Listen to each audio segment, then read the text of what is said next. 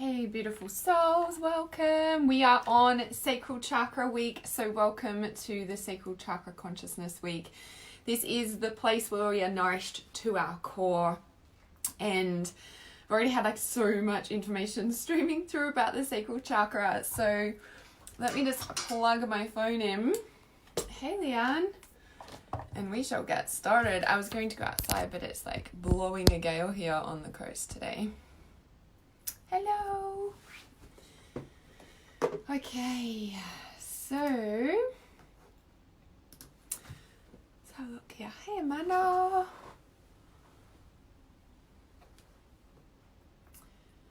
And I'm curious how we're feeling as well on the sacral. Now we've like hit down into like coming into reality, right? Hey Jeanette, and I really want to talk about this because the third eye, as I always say, the third eye and the sacral are deeply interconnected. And what we're seeing here hits reality here, yeah? What we're not paying attention to here will hit you here, yeah? Once we come down and be like, oh, right? We might have an awareness of it, but it's here that we start to really like sink into reality about it, right? A little sick, couldn't go to the gym. Interesting. Because the sacral is, you know, like our belly, yeah? It's been bloody rough. It has been really interesting, weird ass fucking energy around, right? Been doing the healing on me with the Heal Your Body book. Yes, awesome. Awesome. Okay. Why does it do that? Okay, I'm just gonna leave that page. It's like, you're still broadcasting. I'm like, I know, so don't stop that broadcast. I'll just open another page. I don't feel as strong as previous weeks. Yes, very weird. Yep. Yes, let's talk about that. I know I've put some posts out about it, and like the crows and the birds. Oh my god, the birds. How strong have the birds been? They've been like ridiculously strong, right? Okay. I'll just share this. And like, seriously, it is freezing here on the coast. Today was like 28 degrees here, or 27 on Monday. Okay, just share that to the correct place. And quite warm yesterday. And then the wind today is so cold. I'm like, oh my god. So I've got my heater on, and I'm like, I bet you I warm up when I start live streaming. And now I'm like, maybe I should have turned the heater off. Of course. Okay, let me share it. Okay, I'm just going to try one more time to share it, otherwise I'll just share it later. Oh my goodness. Share.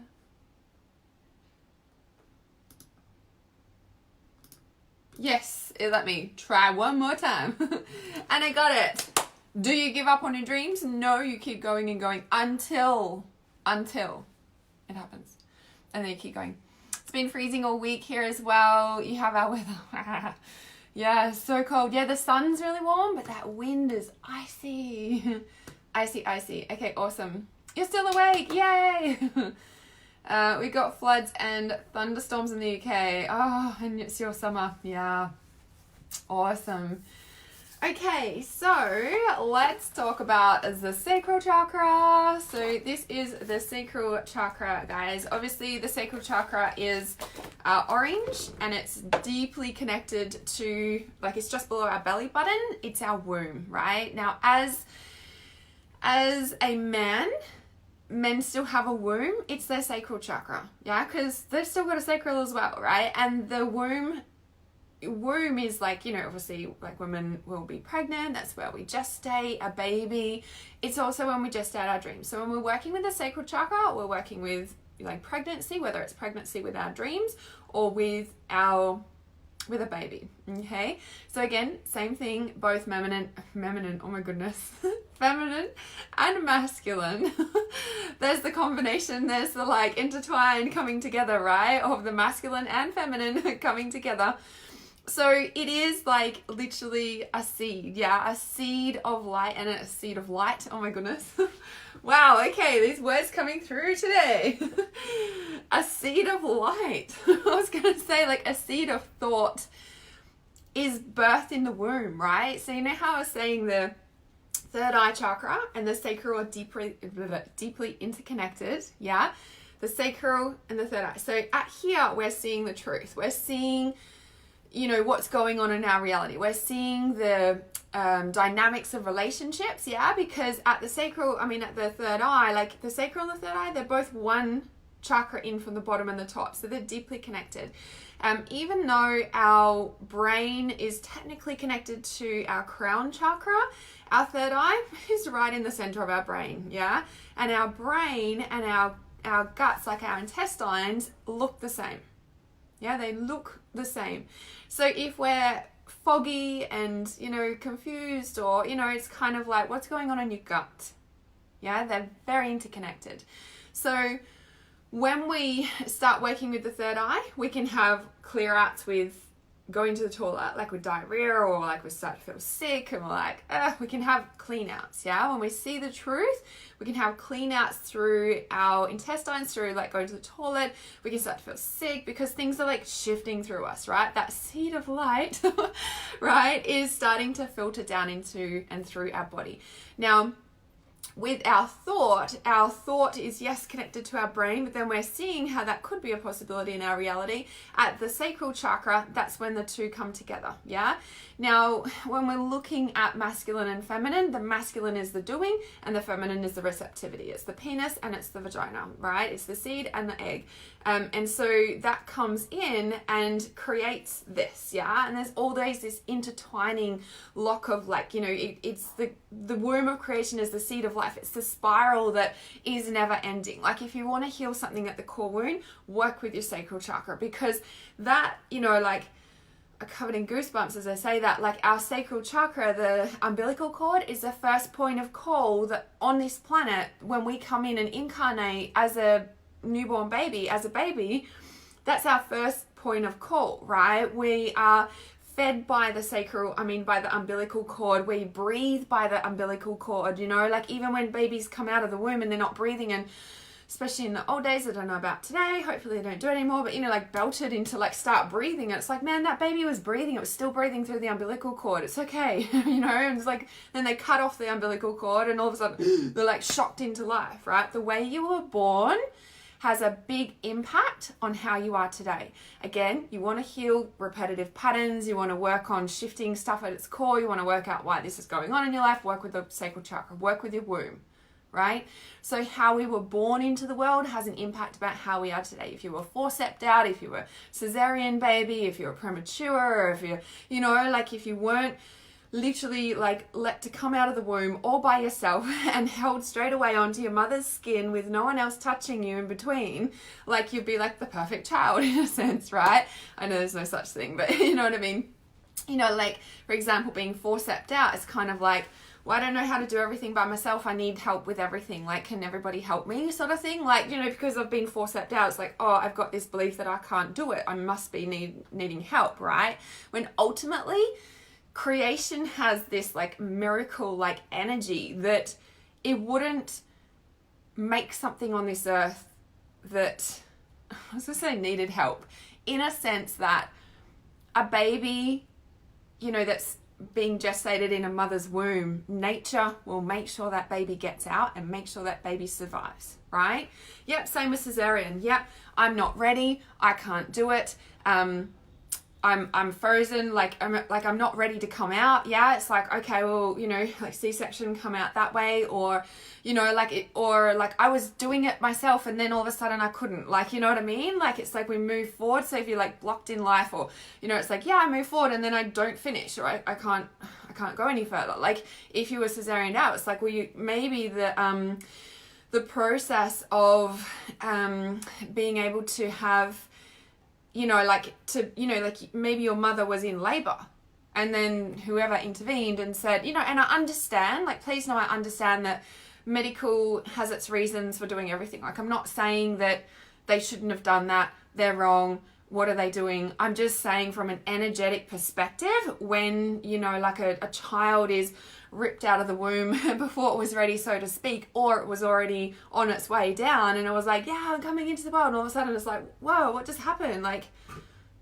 almost like a whole like you know, and if you feel in life, you're like, what's going on? Like, I don't know what to do, you know, like in this sort of thing. It's like you had a purpose, you had a path, you were coming out, you know, and then all of a sudden, whoosh, you like ripped out of the womb. It's like, now what? Like, do you know what I mean? So if you've been feeling like you've been lost and walked around on this earth for like ever and don't know where to go or anything like that, start at the womb.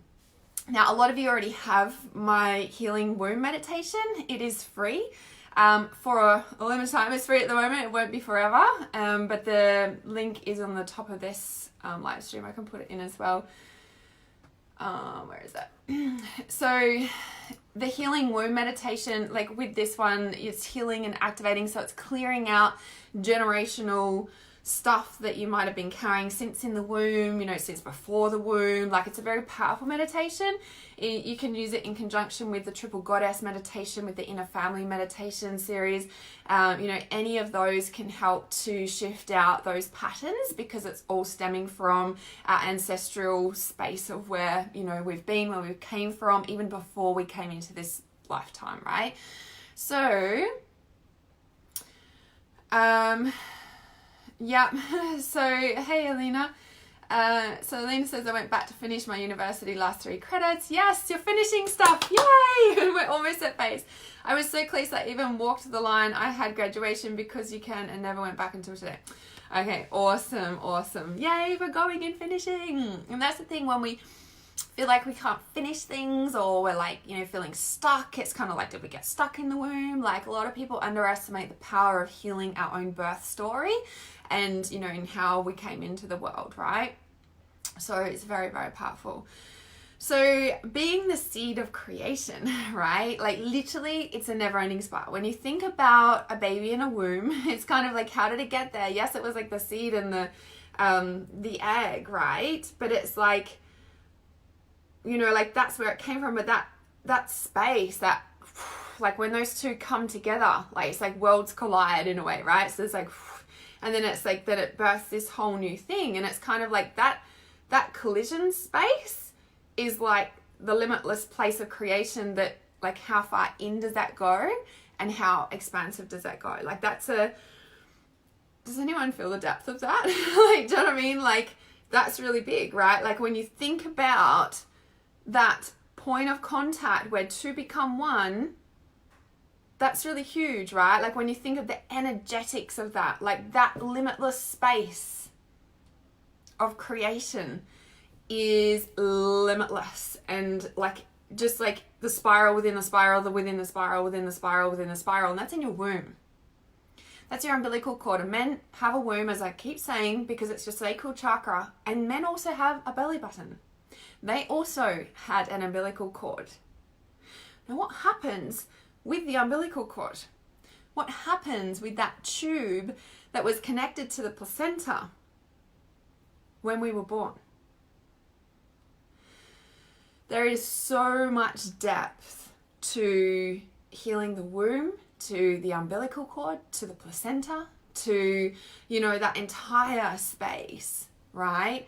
Like, the placenta is like your twin. You know, when you want to talk about healing your twin flame and healing your soulmate and healing, you know, your relationship issues, work with your placenta. Of course, at this day and age, I don't know what happened to us. Placenta probably got thrown in the bin, right? Or burnt or something, whatever. I don't know how they dispose of that stuff back in the day, especially, right? It is so nutritious that some women eat it. Some women like dehydrate it and put it into capsules and take it back. Animals, what's the first thing they do when they have their baby? Most animals eat the placenta. It's the first thing they do. Apart from licking their animals, like their babies and what have you, they eat the placenta. It is this like cycle of life and full of nutrients, yeah? Work with reconnecting with your placenta. How would you do that? Meditation. Ask to reconnect to your placenta. It's an energetic thing. And you know how they say, you know, like, we've got dogs like on leads, or we put animals on leads. It's like trying to replace the placenta. And then when we look at healing addictions, yeah, they all sit in the sacral chakra, Why? And it's like when there's clearing cords and cutting cords and we're healing addictions and attachments and stuff, it's all sacral. Why? Because it's our first point of nourishment on this earth, our first awareness of getting nourishment. Like we breathe through our umbilical cord when we are in the womb. It is our first understanding of nourishment in our sacral. So when we work with, it does look like the tree of life. Yes, placenta. Yeah, it is powerful to work with energetically reclaiming your placenta, reclaiming your umbilical cord, and revisiting your birth story to be able to heal and work through that. How would you do that? You could literally learn about your birth story to heal it. You could literally like reenact it. Like there's even like children, there's some children that will naturally play games to be able to heal their birth trauma. If you have this awareness and you have young children, like toddlers and whatever, you can actually literally make like games that is like they're being reborn and can heal a lot of birth trauma in that way. Like, you know how there's like the climbing tunnels, like the tunnels you can like close up. Parents will know what I'm talking about, right? Those long tunnels, and you can play games, you just don't have to say, oh, let's heal your birth story. Like, but literally like, and even some kids do it naturally where they, want to be kind of like tight or, squeeze through and squeeze out sort of thing. Like it's a thing. Kids naturally know what to do to heal themselves, right? If we allow them and not tell them to stop being silly and stop being da-da-da-da. Okay, so Laurie says, I was probably out having a smoke before anyone noticed me. Mum was all drugged out and didn't know what was happening. Then I asked who wanted coffee. I was like, what? She's like, haha, kidding. Okay, right. They say there is a flash of light. Yeah, it's a limitless space of creation. Yeah, a limitless space of creation. Yeah, it's very, very powerful to heal birth trauma. So Jeanette says, both my babies were natural births, but were taken away by doctors and nurses for 20 minutes with suction tubes down their throats to help them breathe before giving them back to me. Yeah. So, yeah, I'd be curious how they, are as people in life. Jeanette says, my second baby was taken away by nurses as we're both very ill and in hospital for a week. Yeah. And please know, like when I say all this stuff, like, sometimes we can feel guilt because it's like, oh shit, well that didn't happen. Like, it's like something wrong with me or my children or the process or whatever the story is, right? It's not about that. It's about the fact of having an awareness about it and understanding yourself more, a bit like taking a personality test in a way. And, and like looking at, okay, well, yeah, okay, that happened and this happened to my kids. So that would make a lot of sense about how they are in the world now. And how, can I support them with that understanding so that they can grow and blossom? Because at the same time, everything happens for a reason, blah, blah, blah, blah, blah, in a way, right? It's kind of like we can't change the past, but we can have an awareness of the past and how that's created everything until this moment in time. And then we can come in with another train of thought, with another awareness, another seed of light, and be able to bring that thought into our womb and birth a whole new reality with our awareness and stuff about changing, i.e. changing the story, healing the past, healing the wounds, and then creating a whole new train of thought and awareness, healing that, and boom, here comes into creation, into our womb, and then we birth that out into our purpose, right?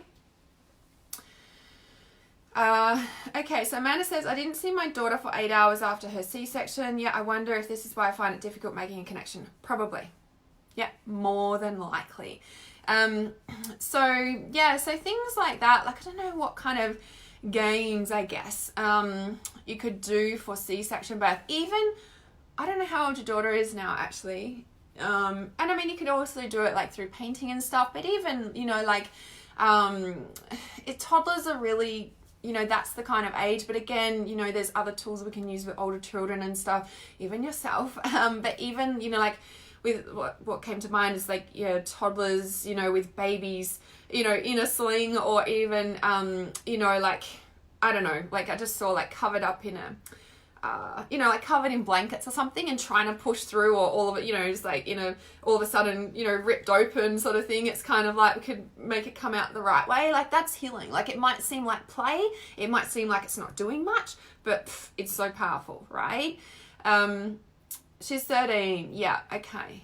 So Jeanette, when you said they're not very confident, which I'm trying to teach them, that's why I was curious, because the message I got was like, if they were taught that they couldn't breathe on their own, like they had to have those things shoved down. And like, please know when I say this again, it's like, I understand the medical would have seen, like maybe your children wouldn't have survived if they didn't do that. Like, please know I'm very aware that everyone, that was probably why they did it in a way. Like, please know I'm just explaining the energetics of why and how it can support. So it's kind of like with the tubes down the throat, it's like they've been taught they can't breathe on their own. So it's kind of like I need somebody to breathe for me. I need somebody to do it for me. Like, do you know what I mean? It's that sense. So it's kind of like, you know, and so what I was saying is everything happens for a reason, in a sense. Like, you know, they say everyone has chosen their own path. So everyone has also chosen how they've been born into the world to be able to learn the lessons to heal from that and come into that higher level of growth and self-awareness, or whatever the thing is, right? Of being able to feel confident, like that's maybe their lesson or something, like whatever, right? So yeah, so being 13, so I mean, it would just be like tuning in. Like the thing with teenagers is when, especially like that kind of like 0 to 3 and then the 0 to 5 years is crucial. And they say, you know, like listen to your children's feelings because they're all like big, like listen to everything they want to say because it's all big and important, because when they're this big, everything's big and important. So when they're this big, if you haven't listened to everything that's big and important when they're this little, when they're this little, this little, this big, this little, they're going to be like, well, it wasn't important to you in this, so why should I speak now? Like, do you know what I mean? Like, it's so impactful. And please know, like, a lot of people might be feeling guilt now, and like healing womb is awesome for healing guilt and clearing guilt, because guilt sits in our sacral chakra as well.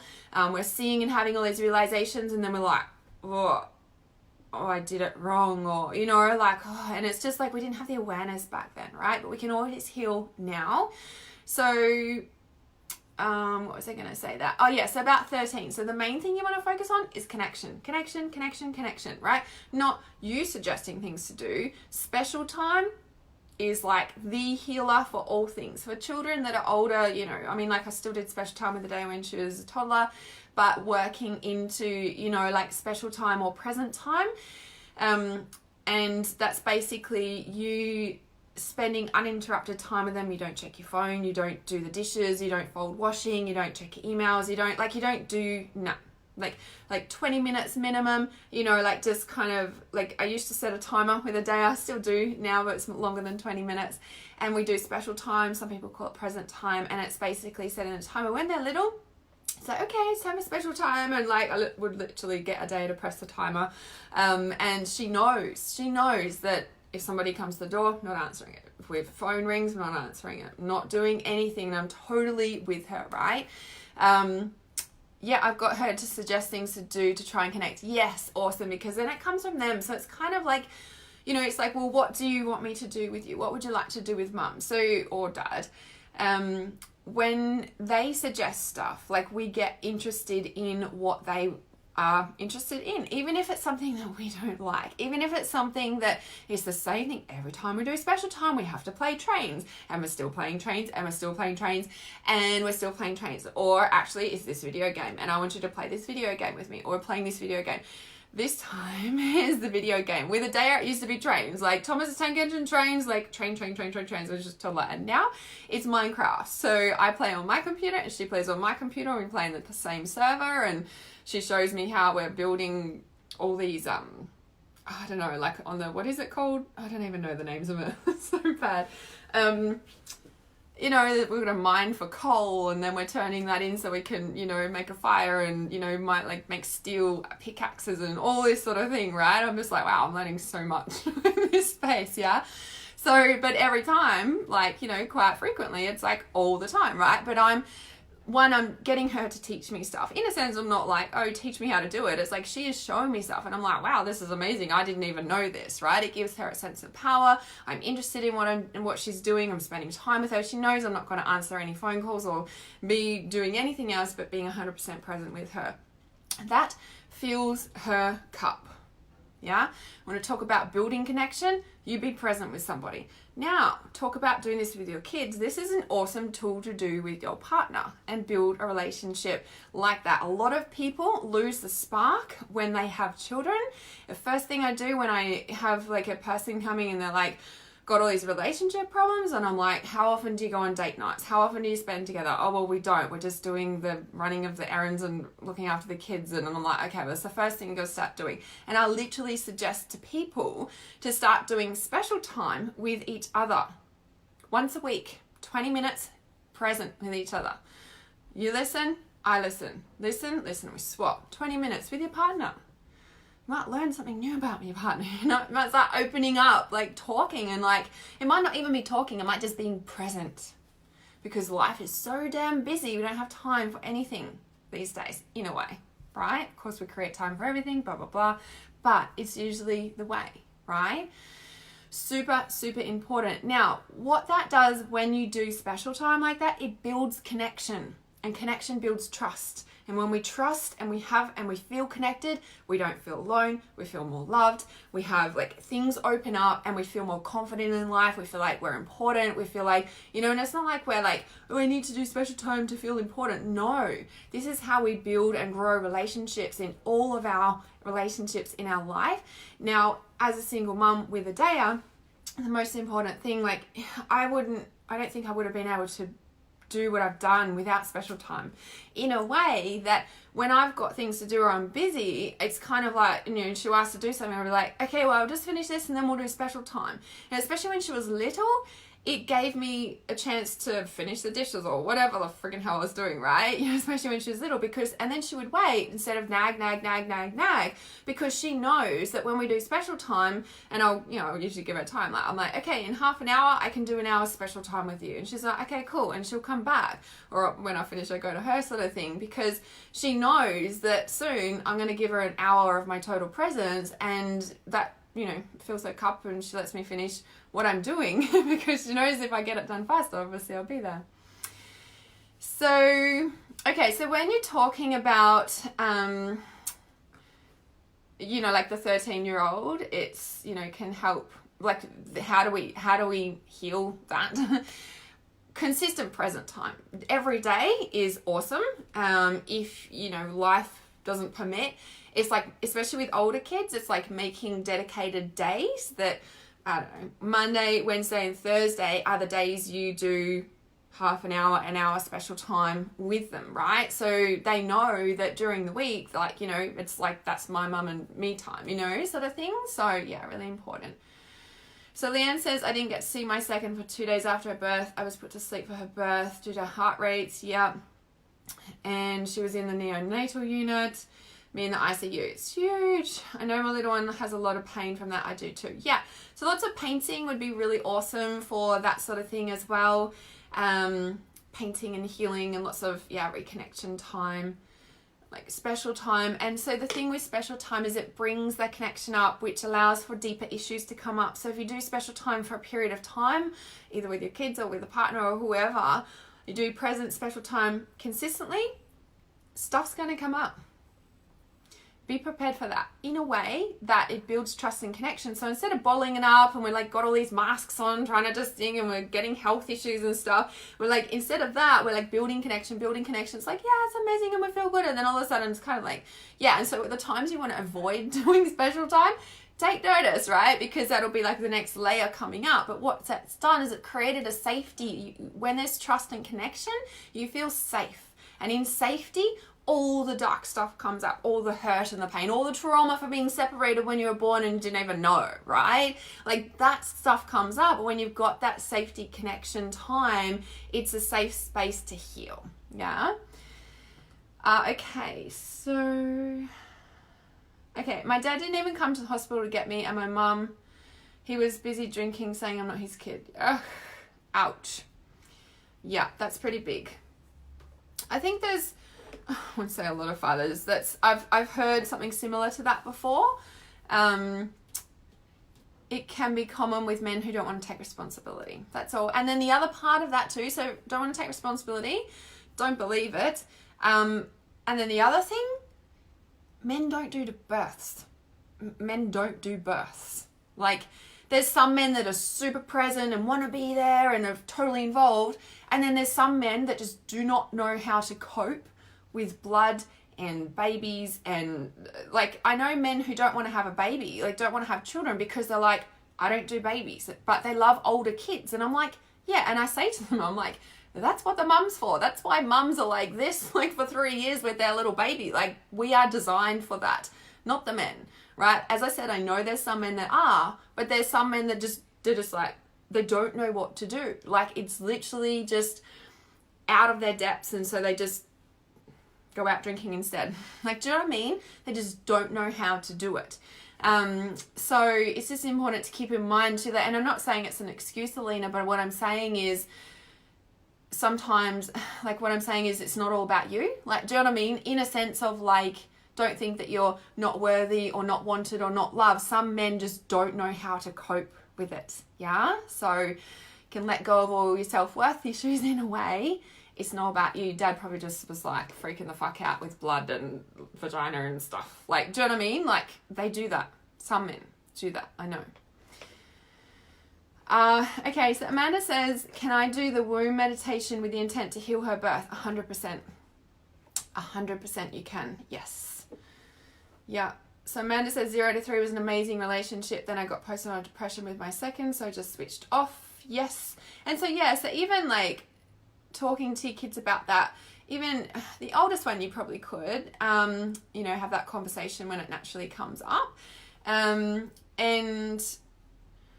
What was I going to say there?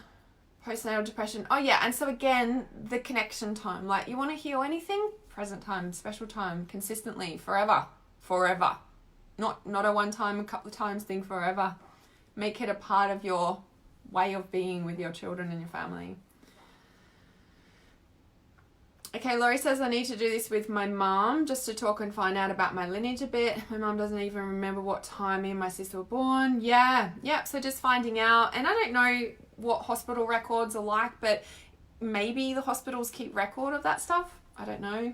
I have no idea. That just came to mind though. I know someone who was constantly crying during pregnancy and the kid came out very difficult. He's crying all the time and sad and mean to everyone. So, couple of things there. Could be carrying the mother's feelings. Sometimes the mother is feeling the soul of the child, and the soul of the child has come in with a lot of trauma from a past life or past lives. The other thing with that is he's crying all the time and sad and mean to everyone. When, just like us, when children have big feelings, they just need to be heard. So you know how I talk about present time and we're just doing gaming or whatever, like our kids want to do, trains or whatever it is, over and over again. Can we do the same with them when they're crying, when they're tantruming? Can we give them the same presence when they're tantruming and screaming their heads off? Now, being mean to other people, there's boundaries. I won't let you hurt them right now. Like, literally, sometimes you physically have to hold them from hitting other kids or breaking things. Like, that's not acceptable. And it's like, I'm not going to let you break these things now. I'm not going to let you hurt me or that person. No. Like, but can you give them that strong, gentle but strong boundary sense of loving them in their big feelings? Because again, like I said, if you're not listening to their feelings when they're this little, they're not going to want to be, they're just be like, they disconnect and they go and they connect with their teens friends more and drugs more because they're looking for that connection. That's all it is. You don't want your teenagers to take drugs. Connect with them regularly, every fucking day. Ask them what they want to do with you. Special time, every day. Be present with them. Be interested in what they're doing. Because the drugs and the teenagers are a form of connection that they're lacking here. Right? So when we look at the big tantruming feelings of a child who's running rampant and has got so many feelings. They're usually told they've got ADD and they're medicated. They're told they've got colic and all this sort of shit, when seriously, they just need to be held. Like newborns, when they're screaming, you just hold them. Don't rock them. Shh, it's okay. Stop. What's this movement doing? So when they're older, right, they're used to having movement to soothe their feelings. So when they're older, we keep busy, we're running around, we can't stop, we can't wind down because we're wired, because that's how we're being trained to soothe our feelings. Just need to be held and be told that I'm here. It's okay to cry. I'm not going anywhere. Like when they're little, so important to be held. That's how babies feel safe in the world, is held. It's like they, you know, people say, oh, well, every time I put them down, they start crying. It's like, and so you go pick them up again and it soothes them. So that's like a soothing thing. So it's kind of like, be right there, but let them cry. And some people will say that's not what you should do. It causes stress, blah, blah, blah. Actually, the tears release the stress hormone cortisol from the body. Our tears serve a definite purpose in releasing stress from our body. As a newborn baby, there is so much stress. There is so much stress from the womb and everything the mother was going through, especially if it was the first child or there's another child and there's all this other shit going on. Like, it is crucial to work through healing what happened for you, because the tears release. And if we're taught to not cry when we're a baby, we struggle to cry when we're older, but we're usually like full of physical health issues, mental health issues, because we're not allowed to cry. Control crying, yes, the worst fucking thing. Everyone's got abandonment issues on the fucking planet. Yeah, look at the control crying issue. Like, you're crazy. You're fucked up. You need to go in a mental institution. What, because they're crying? Like, remember that live stream I did on the ears? And my client at the time found that, you know, reasons for being admitted to the mental asylum was because of grief. Like, seriously. People just don't know how to be with big feelings.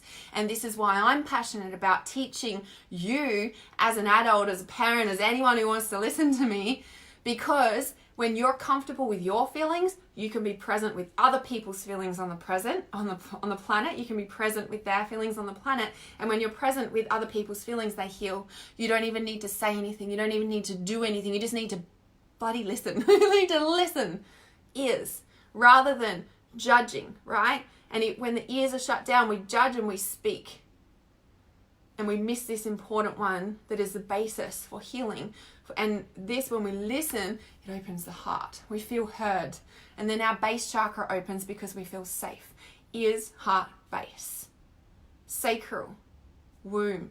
There is so much grief. Like, the large intestines hold grief. So when we're doing cleanses and enemas and all that sort of stuff, you know, cleaning out, there's usually a lot of emotions that come out with it, because that's where we store our emotions. You know, constipation is like we're built up in feelings we don't feel safe in the world to let go, because if we do, all my feelings are going to come out. And I got belted when I was a little kid and told to shut up, or I'll be like locked in my room and given something to cry about.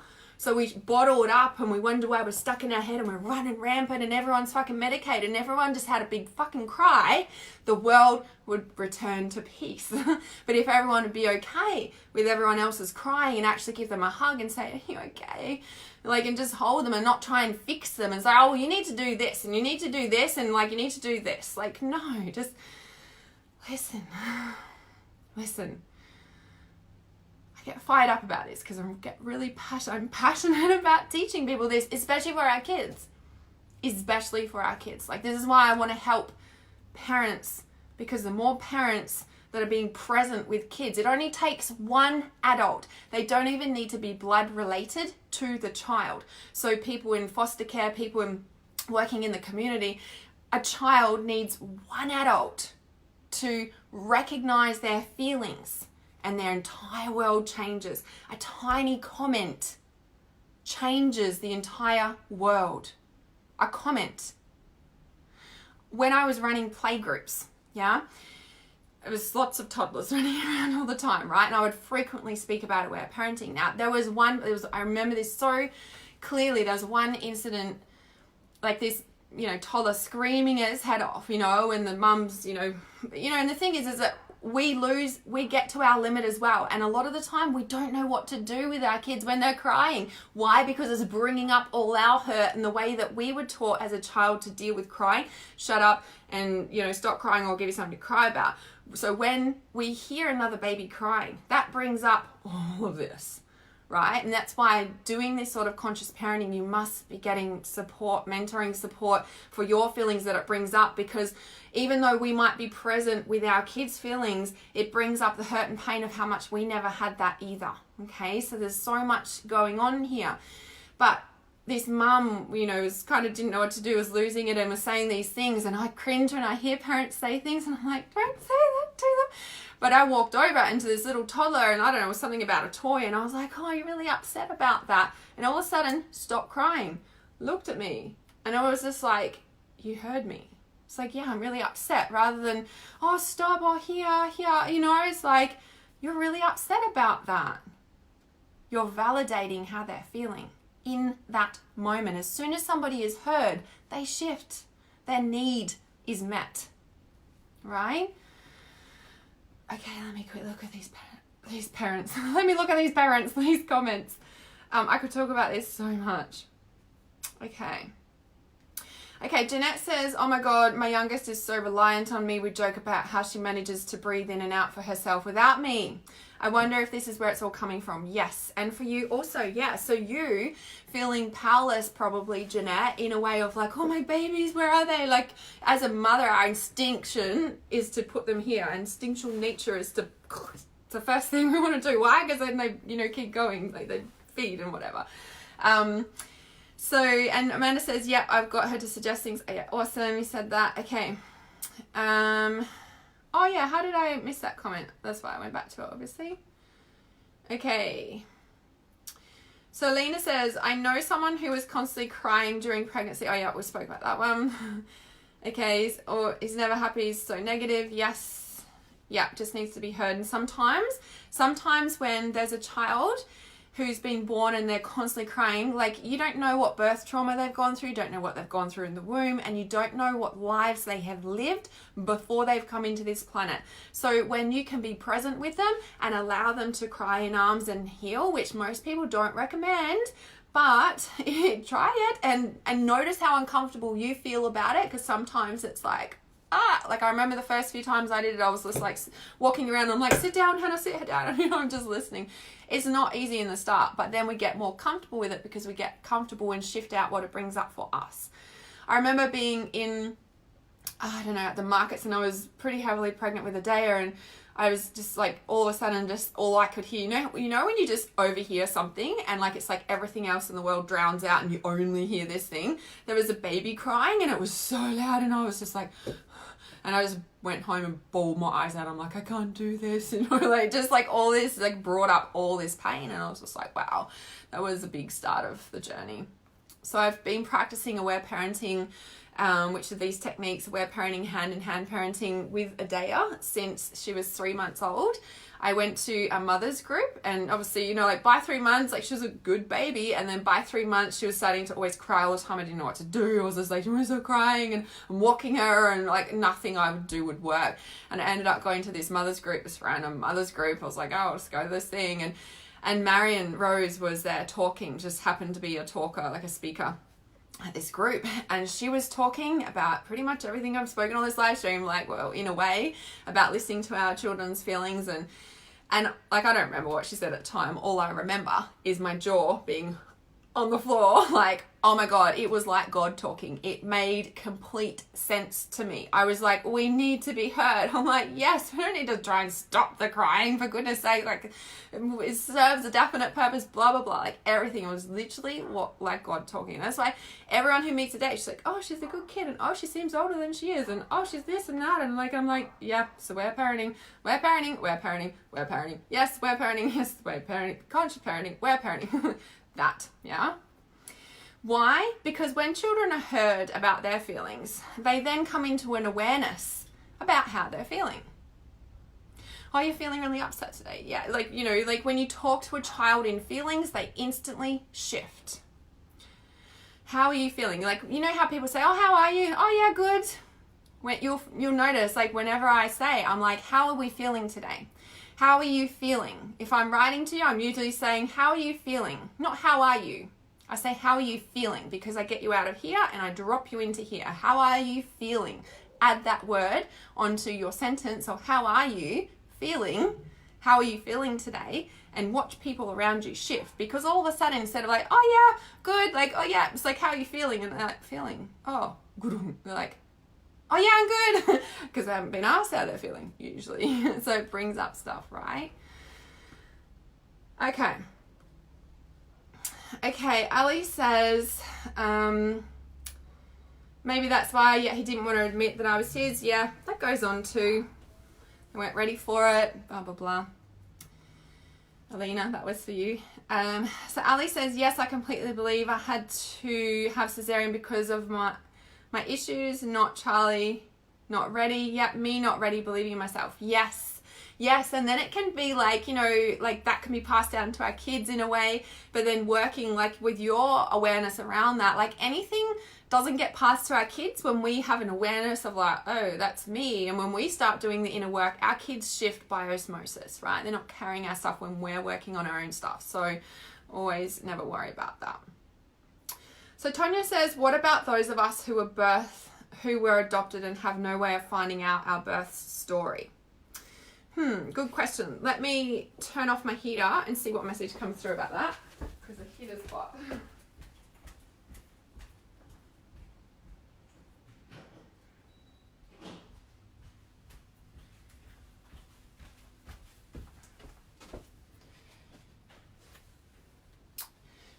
Had a cat sitting here the whole time. Okay, so what about those of us? Okay. So what about those of us who are adopted and have no way of finding out our birth story? So what I would recommend is to do it through meditation, do it through reconnecting with the souls of your parents, and reconnecting with your soul lineage. So like you're like working with the third eye chakra, working with life review, working with past lives. And it might seem kind of weird, or you work with past lives to work out this current birth story. And it's like, well, yeah, because you know, I mean, there's so many different trains of thought, and I'm not saying like this is the be all and end all and exactly what it is, in a sense of, you know, like whatever was going on in your previous lives has an effect and a reason why we're born into this life, to try and kind of rectify those issues in a way type thing, right? So it can be like coming into that awareness, you know, like working with that can help bring that. Now you may not get like a conscious understanding of your birth story. It might come through meditation as well. But that's what I would recommend doing, and literally, you know, in meditation, connecting with the souls of your parents. I'm not sure if you've ever done anything like that before. And then also looking at your traits and becoming aware of your fears and all of that sort of thing will also give you insight into your birth story too. Okay, so Danny says, or could be grieving for the life he's just lost. Yes, yep, that too, men and women, especially when it's an accidental pregnancy. It's like all the grief of like, not ever having that single life freedom again, in a sense. Okay, Ali says he was in right position and waiting for me to be ready, but medical doesn't allow for over 2 weeks past due date. For my reasons, I needed him to come out. Yeah, and so I don't know if you've worked with talking to him about that. Again, Ali, you know, it's not like you have to have a physical conversation. It could be a soul conversation. I mean, of course, you can have a physical conversation, but, you know, even just talking to his soul about it and like coming, you know, having a conversation, coming to peace in that sort of regard. So Laurie says, I think my mum stepped up great considering I was unplanned and back then not a lot of choice. Yes, awesome. Yep. Yeah, everyone wants to put him on meds. I know, and that's the thing with kids that are just full of, like, I see it all the time. I see kids that are running rampant and I'm like, man, they've got a lot of feelings. Like, Adea's calm. Any aware parenting kids, like, they're calm, they're present, because they're not full of feelings. Like, when we have you guys know, like, when you have a massive cry yourself, we come back to center, like, oh, like, even though it's like, oh my God, like, but the next couple of days, they're like, oh, that's better. Like, we've released, right? When kids release too, with presence, like, locking them in their room is just as bad as medicating. Like, do you know what I mean? Like, to cry it out sort of thing. Like, no, presence. It's okay. You're safe to cry. Mummy's here. I'm listening. You know, it's okay to feel sad and happy too. We can feel all emotions. Like, words like that. Or you're really sad about that. Or you're really sad the toy happened. Or you're really sad it's bedtime and we have to go to bed now. Like, you know, like words like that.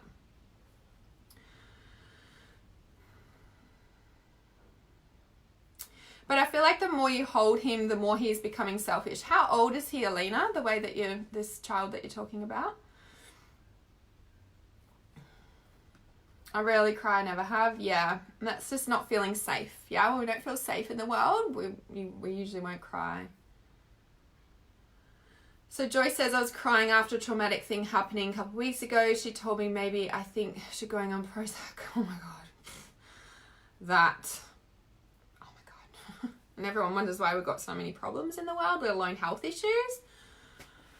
Oh, that just, yeah, makes me sad all day. I'm just like, wow, like, this is like, it just gives me my purpose. Like, do you know what I mean? Like, to bring this sort of awareness, like, that is why I'm passionate about what I'm doing. You want to change the world, like, get everyone to feel their feelings, you know, I think a lot of people don't feel their feelings simply because, one, they don't know how to. They don't know how to feel safe with the overwhelming sense of, like, feelings that do start coming out. They're not supported. Like, and this is why, like, there's, you know, courses and, you know, space, this tribe that you'd be able to feel safe enough to have support and to know that it's okay to cry, even when it's like piercing the veils, cry, like howling on the ground. Like, seriously, like, we come back to presence, we come back to center, we can think again, you know, we're not muddled and cloudy and foggy and like, it's going on, because our feelings are just so full, and it's huge. Jonathan, so true, sister. Yes, so true. Yes, for kids and adults, 100%. So Lena said, he's always good with me, never cries, but with his parents always. Yeah, and he's just needing that connection, and maybe that's just a way he's also learned to communicate with them. But we can also change that, you know, like he's just wanting their presence. He said, I'm nice. Yeah, you're validating him, exactly. A cuddle always calms them down. Yeah, you're giving them a sense of safety, you know. Hey, Carrie. So Emma says, I have vulnerability issues. Yes, you're so welcome, Tonya. He's gone about, he's 5. Yeah. So Janet says, I teach kids 5 to 9 years how to recognize and process feeling healthy and holistic with child psychology input. It's amazing to see the difference. Yeah, seriously, you teach somebody about their feelings, and you teach somebody about saying, like, it's okay to cry, and it's okay to even it's okay to feel sad. Life's not happy all the time. A simple sentence. We listen, and then we say something like that. People are like, oh. Because, like, as a society, we're taught that it's not okay to cry. It's not okay to feel sad. We've got to go to school, and we've got to go to uni, and we've got to get married, and we've got to have kids and have a happy family life and get a mortgage and buy a house, and then we'll be happy. And until then, you can't be happy. Like, you have to try and be happy, and you have to strive, and you have to do all these things before. And in the process, we're like shut down and depressed and putting on a happy face, and then behind closed doors is like all this drama shit going on, and sadness and depression, and then we come out and take a pill to be happy because it's not acceptable to be unhappy. And we wonder why people in the suicide rates are like climbing. It's like, God, come on, people. Be okay with feeling your feelings, and know it's okay to feel sad, because a lot of people feel so sad they don't know what to do with it, and so they leave. When we can teach that it's okay and how to support people in feeling their sad feelings, and it's okay to feel sad sometimes, and this is how we support ourselves, and this is how we move forward. Right? And people are like, oh, okay. And they've got an answer all of a sudden, because sometimes when those feelings are so dark, there's no answers. And everyone's like, don't be sad, just get on with it. Oh, it's okay. Oh, she'll be right, mate. Like, so Emma says, when I feel vulnerable, I get aggressive. Yeah, so the aggression is a protective mechanism. And like that vulnerability, like I'd be looking at, so when you were vulnerable as a child, i.e. if you were sad, crying, upset, or needed help with something, were you met with aggression from a parent about that? I'm getting sad, I never got married or had kids. How do I work through that? You cry about it, Joy. You cry about it. You howl about it. That's how you get through it. I was speaking to a client about this just the other day. She was saying similar thing, right? Similar thing. She's getting older and she's like, I don't know. And she's like, oh, but it's okay. You know, and I was just like, no, let's just tap into that. Hang on, just whoa. Pull you back. Because when we talk about spiritual bypassing, it's like, oh, I'm feeling sad, or oh, but it's okay, like, oh, it's all right because everyone else is happy. It's like, well, what about you? What about you? And like, what about honoring your heart? Because when we say, oh no, it's okay, we've shut our heart down about our authentic feelings. And again, we wonder why we're cloudy, foggy, confused, and we're like, I don't know, because we're just like, we've shut down our heart, and our heart is the key and doorway to our entire life and life purpose, let alone happiness. Right? Now, when we howl and let ourselves feel what we don't have, now people would also not recommend this, but when we allow ourselves to feel authentically, just like that child having a tantrum because their toy broke and they're not ever be able to get another one, and it was their favorite thing, and all of a sudden they're told to shut up and stop crying. Well, that's really important to them. And they're really sad about that, but actually they're not allowed to cry about it. It's like, okay, so I'm not allowed to cry about anything that's important, and I've got to be happy to be accepted and loved, so I'll just shut that down. And what I want, it doesn't matter. What hurts me doesn't matter. Actually, that was a really important thing to you and your heart. That meant a lot to you. That's something that your heart desired, and you still haven't got it yet. So when you can drop into the feelings about not having it, what happens? All of a sudden that creates space for having it. Why? Because at the moment there's a whole pile of not having it, and you're denying the reality of that. Not denying the reality of that, you haven't felt the grief about how sad that actually makes you feel. So when you can feel that authentically, and some people might drop into it and they're like, you know, but when we can keep dropping down into it, right, and actually feel the grief, and the thing is, grief's not comfortable to feel. It gets more comfortable. We become more comfortable in feeling grief, definitely. It's a muscle, and it's a awareness, it's a tool, it's a practice, just like going to the gym. Like sometimes it's hard and scary in the start, but then we're like, oh my God, I love it, let me do it, right? Crying, gym, whatever. So what is spiritual bypassing? When we feel something and then we shut it down, and forgiveness, let's use forgiveness. Oh, they hurt me. Oh, they did this. Oh, but it's okay. I've just got to forgive them. Like, because society's being taught, oh, just forgive and everything will be happy. Forgive and like make up for your sins. It's like, actually, I'm fucking like ropeable about that, you know? And this is like the spiritual bypassing. It's kind of like, oh, we're not allowed to be like that. Oh no, like the right thing to do is to like forgive them. So, okay. And we're like living this like clouded life of like inauthenticity around our feelings. And we wonder why everyone's cut off at their heads and not living in their heart. So spiritual bypassing is when our mind talks us out of how we're feeling. Put it in simple terms, in a way. Hey, Stephen. Okay, you do. Awesome. Awesome. So yeah, and the important thing is when we're clearing out, say, the hurt, pain, the trauma, grieving from what we don't have, it's important to authentically feel that, and then like, you know, get it out of our system, cry, whatever, and then rewrite our reality how we want. So when we cry and heal and grieve, all of a sudden there's a space here. Yeah. Now with that space, we want to fill it with what we do want. In a sense, rewriting our reality as if we're grateful for having what we want. Yeah. It's important when we clear out energetic stuff, we're rewriting our mindset to match what we really want. Otherwise our mindset will just kind of fill it back up with the same things.